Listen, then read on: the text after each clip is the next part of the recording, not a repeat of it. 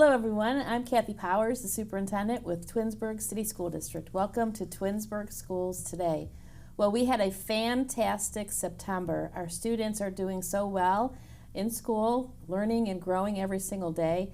And of course, I hope by this point that you saw that the Department of Education released the local report card on September 14th actually, and the district earned an overall rating of 5 stars, which is the highest rating that you can receive from the Department of Education. We are so proud of that rating, but more than anything else, we are extremely proud of our students who work so hard every day and are learning so much and are so successful. So thank you to our community for supporting our students. Thank you to our parents for being along for our partnership with you. And of course, thank you to our very dedicated staff who make it happen every single day in the Twinsburg City School District. Well, today I'm going to have part 2 of my visit with our business manager, Mr. Matt Strickland. Welcome back. Thanks so much for having me. Absolutely. And in the September show, we were talking about all the summer projects. And because there was so much to talk about, we ran out of time to talk a little bit more at greater length about our safety procedures and protocols. And as the school year started, and as we continue on in the school year, there are some new things that we want to inform our parents and residents about here in our district. So why don't we start by, let's revisit for a moment all the work that went behind the scenes with the personal communication devices, otherwise known as cell phones. Right.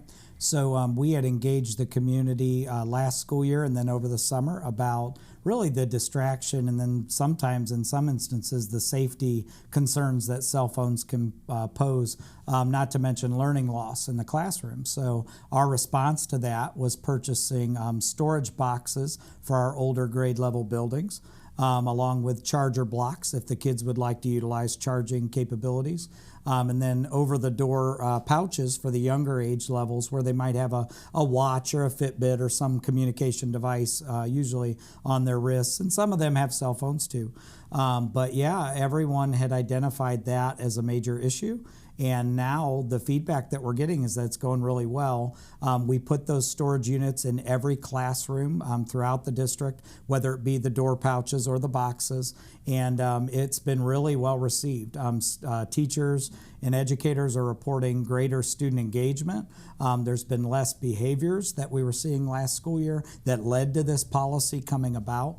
So really it's been a win, I think, for everybody and the kids. I think they're sort of rediscovering what school looked like before the distraction of a cell phone. So I'll be honest, the good feedback has made me double take how often I'm on my own phone during the workday. So I think mission accomplished for that regard. So. Yeah, we're so excited about how well this was launched this year. And, it started with really listening to what the educators were telling us a year ago, and that especially since we were back on campus, full throttle, everybody back after the pandemic, the students had gotten so used to just having their devices with them and using them all the time that the distractibility was at such a great level. So worked on some committee work this past summer. The board authorized a revised policy. And thank you so much for getting all those storage boxes ordered. That was fun. Yeah, they were all being delivered to RBC, just crates and crates of them. Yep. And from what I've been hearing and visiting the buildings and talking with staff and committees and that, everyone seems to be very pleased with how well this has gone so far with the students really buying into it. So I thank you so much for your effort behind the scenes. It was great. It's always good when a project gets done and it mission accomplished. That's good stuff. Right, and I think we also, recognize that our parents want their children to be able to communicate in an emergency, or make that call at the end of the school day to say the bus just dropped me off. I'm headed, to the house or whatever. So we tried to get to a middle road, and I think pretty successfully made the mark here. So that's an awesome thing. Thanks so much for your help with all that. Yeah. So that was one thing you worked on, and then if you could remind our viewers a little bit about the funding that we received through the state for some safety protocols, procedures, and equipment. Yeah, in that same vein, I would say that, when parents might say, I really want my child to have that communication device on them. Please know how seriously we take safety and security. In the past 2 school years now, we've received a total of $500,000 in safety and security grant funds. And what we've elected to do with a lot of those funds to get started is the first project we looked at was safety and security cameras.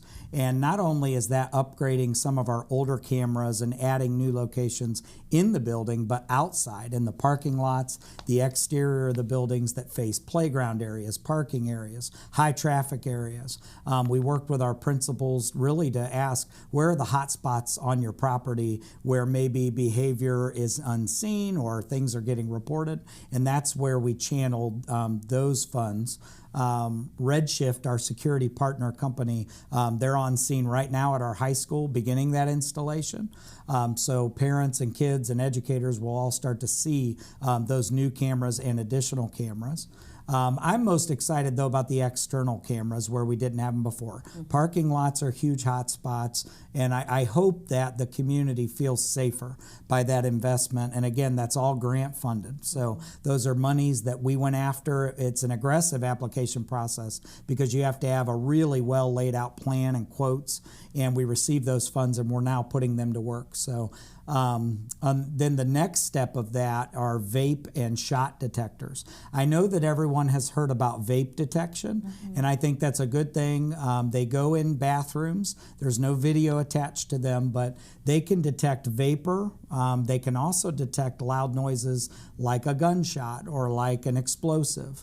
And the nice thing about those is they tie into the camera systems in the hallway, so it will provide administration with a 3-minute playback of who the last people were in that restroom or storage space or whatever, and then the last 3 minutes of people when they come out. So that really narrows our investigative field, and we can figure out who's up to no good.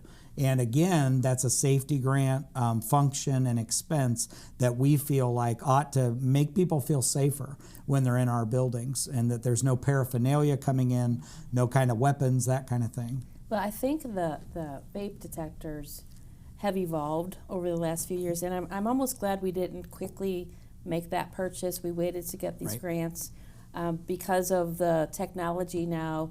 And I know that our administrative team really depends on the camera system.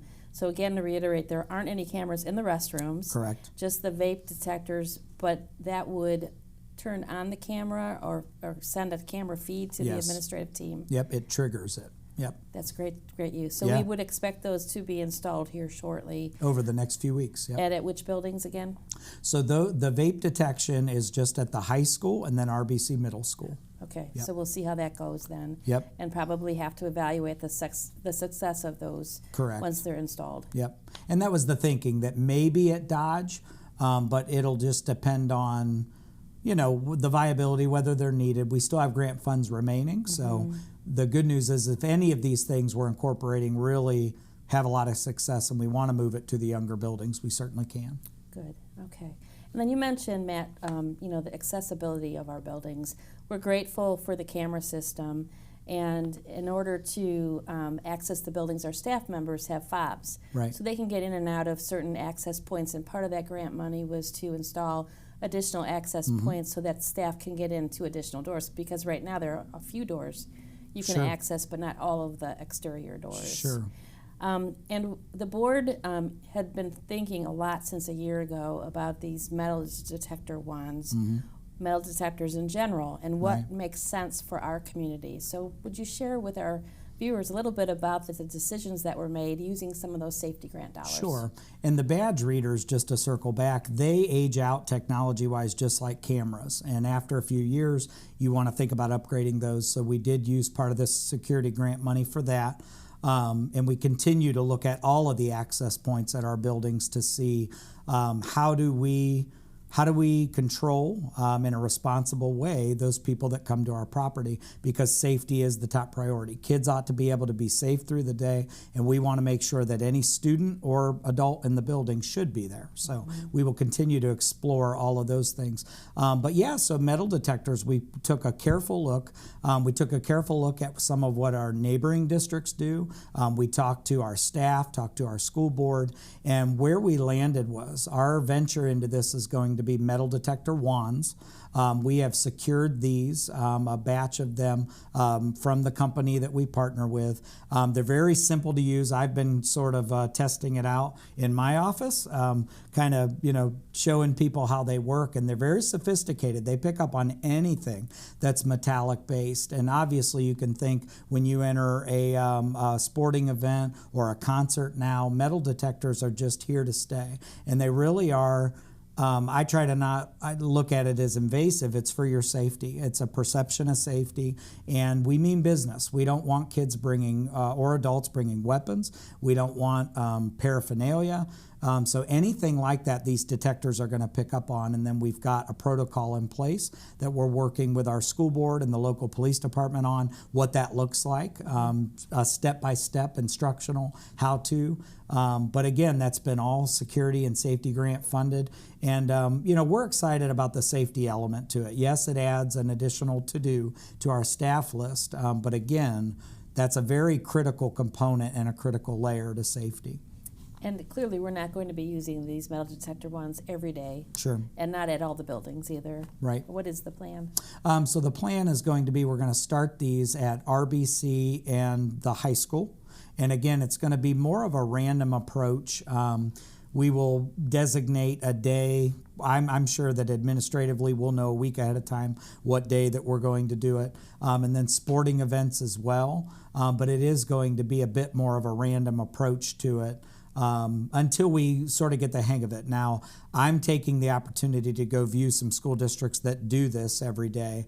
Ours will look a little bit different. Every district does it just a little bit differently because it's the culture in the community. It's what's going on. It's, one sports match might be a lot more well attended than another.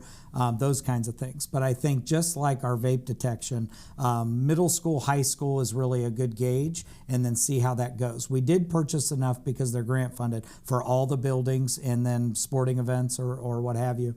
But I think it's safer to start high school, then middle school, and then see how that works, and then start to engage maybe some of the younger buildings. Sure. And when we're talking the younger buildings, primarily more in the sense of visitors to the building. Sure. Right? Sure. Yep. So with regard to what you just mentioned, the vape detectors, and then the metal detectors, we would hope that this preventative measure would just signal the students, don't bring that stuff to school. Absolutely. The visitors don't bring that stuff on the campus, because if you happen to be found with it, there would be consequences associated. Yep, that's the biggest thing, is prevention, and making people aware that we take it seriously.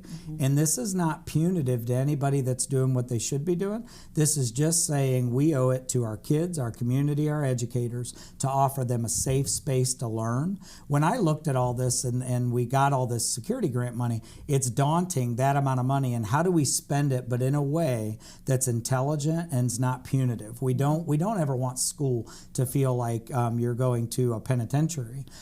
But we owe it to everyone for it to be a safe environment. So I look at these things as they're preventative measures, and they are to send that message. Don't bring that here, because this is not the environment for anything like that. We want to learn. We're here to learn, and we feel like it's a responsible use of those grant funds. So, we're excited about it. I think just like the cell phone policy, I think it will create a safer culture, and kids learn better in a safer culture. So. Right. It's just fascinating how our safety protocols have evolved over time. Absolutely. Starting potentially with the welcome centers. Right. Back the year of the Sandy Hook tragedy, right. The board, decided to invest in the welcome centers, and now we're talking about vape detectors, and we're talking about cell phone cases, and right. metal detector ones. And so we continue to look at what's available, not rushing to make a decision, however, because look what the lessons we learned with the vape detectors. Right. Technology continues to evolve. Absolutely. So, well, I thank you so much, Matt, for doing all that you do to ensure that our students are safe, the staff is safe, and our visitors are safe on our campuses as well. Thank you. I appreciate that. You're welcome. Well, when we come back, we are going to be visited with Mrs. Belinda Mckinney, who is our Director of Human Resources, and she has a leadership role on something called the Twinsburg City School District Equity Steering Committee. Stay tuned to learn more.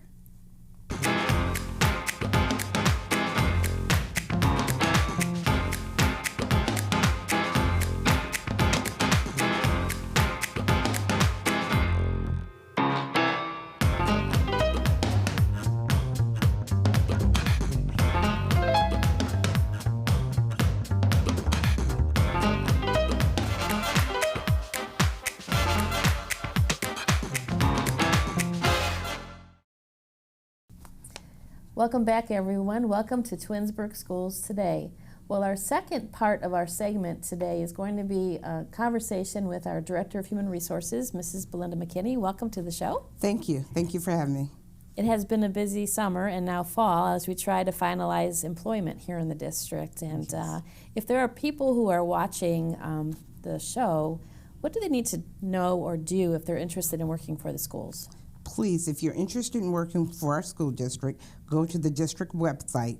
There's a tab that's for community, and then look for the link to the HR page. And all of our open positions are listed there. And probably the one that's at the top is the one for the bus drivers? Absolutely. Absolutely. That's the posting that never comes down. Never. We just don't ever seem to have enough bus drivers. Absolutely. Right. Absolutely. And we also have a need for substitutes, right? We do, because oftentimes our staff members have family matters or they get ill, and we definitely need substitutes. So if you don't want to work every day, but you can give us a couple days a week in the area of bus drivers, instructional assistants or teacher aides, lunchroom playground aides, and even substitute teachers, please go to our website. Right. There's a wealth of information on the HR page. And you don't see what you need, always call us or email us. That's great. But we continue to say we don't have enough bus drivers, and I think it's a statewide issue. I was reading something last night about that very thing. So anyone who has an interest, maybe it's retired from another position in your life and want to work with kids, give it a try. That might be something that you find great enjoyment in. Yeah, and the drivers that we have been driving for quite a while. They really enjoy it. So absolutely. Well, so that is your major hat that you wear here in the school district. Correct. That of Director of Human Resources, but you're also playing a significant role on our Equity Steering Committee. And we've never really talked much about the Equity Steering Committee to our viewers here on Twinsburg Schools Today, so I thought today would be a great opportunity just to talk a little bit about who's on that committee, what the work of the committee is looking like so far, and where does this committee wish to go moving forward? Well, right now I am co-chairing the committee with Superintendent Kathi Powers. Yes, ma'am. And we have students, we have community members, we have parents, and we have staff members on the committees. And basically, most or all of them were volunteers. We had our administrators, send out information, and we got volunteers. And so they're on the committee because they have a vested interest in this work. Right. And the work sometimes is misunderstood because when you think of equity, sometimes we think it's equality. And you have this great graphic that you often use with individuals on bicycles. Can you explain what the difference is between the two? Yes, equality is everybody gets the same thing. So if I am 2 feet tall and someone else is 4 feet tall and someone else is 6 feet tall and we all get the same bike, we all can't ride that bike. Right. So we all can get a bike that fits our size. That's the equity piece. Equality is everybody getting the bike and getting the same bike. Equity is everybody getting a bike but getting the bike that fits them. Right. So how do you equate that to school then? Because oftentimes people think, and sometimes this is how we operate. If we're delivering instruction, we give everybody the same instruction, we give everybody the same test, or same assessment, and oftentimes students need something different, presented in a different way, in a different structure. I'll talk about a kid who's visually impaired. If I'm giving everybody the same document, the same font, that student is going to struggle. But if I give everybody the same document, but give that student a larger font, then they have what they need to be successful. Perfect. And we know that we've been looking at a lot of data as part of the work of this committee. And there are spots in the district that we really do have to pay attention to so that it equalizes the playing field, but more than that, it gives everybody exactly what they need so that they can be as successful as they strive to be. Absolutely. And we talked a lot about that too, because there are some pockets within the district and that we are just not quite hitting the mark. And one of the areas we talked about was we looked at extracurricular activities. And we have some extracurricular activities that have a lot of students, some that have few students, and we're talking about why is that. And we talked about maybe students are not interested in the ones that are not feeling, or they just don't feel that sense that they belong or that activity is for them. Because more than anything, equity is about belonging, having that sense that you belong and you feel that way because the services in education, no curriculum that's being delivered to you speaks to you and gives you that feeling of belonging. It is not being presented in a way or the material is not something that doesn't connect with you. And so you don't feel like it's for you. Right. And really that whole anthem of belonging seems to be what we're talking about a lot in the school district this year, and that's all started with the work of this committee. Correct. Now, the committee's been working since January, and prior to that, the Board of Education actually worked on and then authorized a definition of educational equity. And so the committee's been working with that definition in mind as they have decided on some tasks that they would like to pursue as part of the committee work. And the first thing they worked on was creating a draft educational equity policy for the Board of Education to consider. Can you talk a little bit about the process? Sure. When we decided we needed an educational equity policy, as a committee, we began our work by looking at other school districts' policies. And we looked at several, and what we did, some policies had sections that we liked, some had sections that we didn't like or that didn't fit us as a school district. So we took pieces and parts from all of the policies in terms of sections.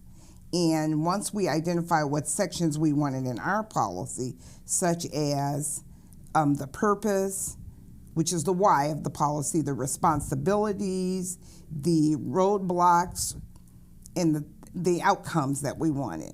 And once we identified those sections, then we started to craft the language for each section. Our committee broke off into groups, and committee members selected which section they wanted to work on. And once they did that, then they were able to craft a draft of those sections. The committee as a whole looked at the entire policy. And then we even added a glossary to our policy because there are a lot of terms which within the field of equity that people don't know what the meaning is or what our meaning is. And so we made sure we had a glossary attached to our policy as well. So we have finalized a draft educational equity policy, and it will be presented to the Board of Education. Yeah. And what's interesting is when this work started, the committee had to work hard to find other districts with an educational equity policy. We talk about it, lots of places talk about it, but very few districts actually have a policy. And it was our partners at the National School Boards Association who actually helped us. Can you just talk a little bit about our partners and what they've been doing to help?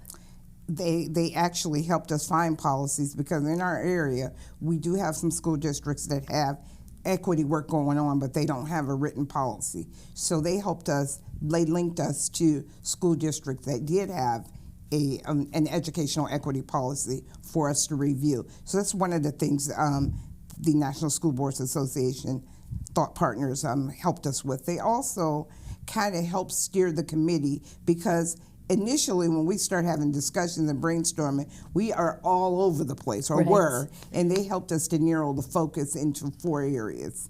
And the 4 areas, the first happened to be the development of this policy that the board is considering. Right, and the second area would be looking at our strategic plan, which governs the work of the district, and looking at it from an equity lens to see where and how the equity can fit there. And then the third area will be looking at other Board of Education policies for, again, through that equity lens, to see where, if we have some holes or some gaps that we need to fill, or even to see if it's addressing equity as we've defined it. And we started a little bit of that work, not with the steering committee, but with our administrative team. Correct. Back in August. And what's happening is each of the buildings and then the departments have selected a policy that's important to their particular function of the district to determine whether or not the policy does really fit our definition of educational equity, or if they are going to recommend some changes to it. Right.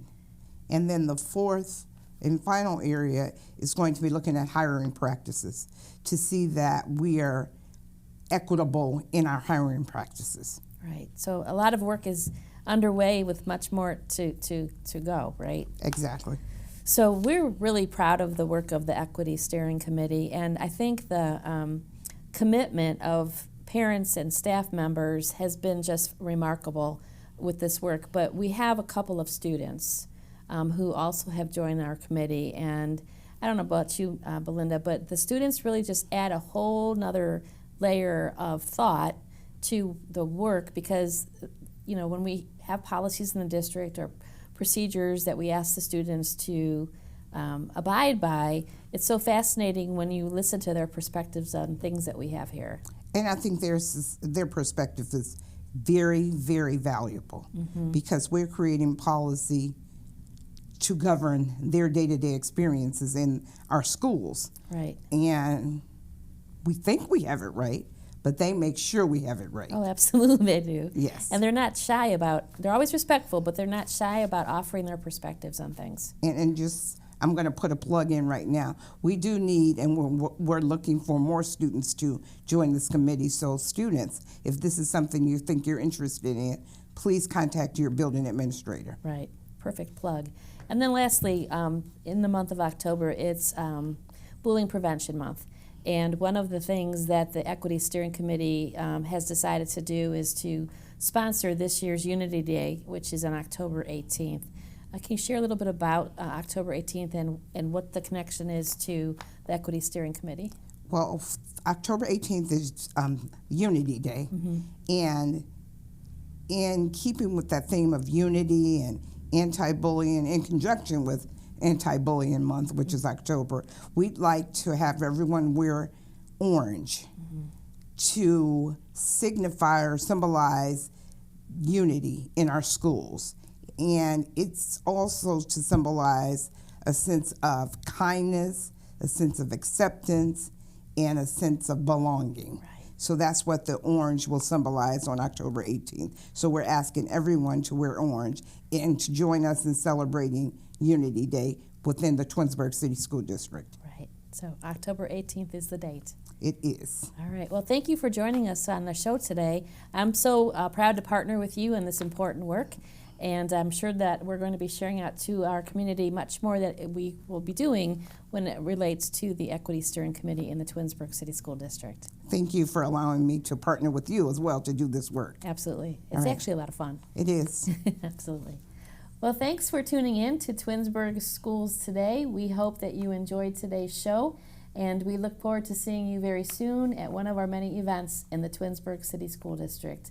Have a great day, everybody.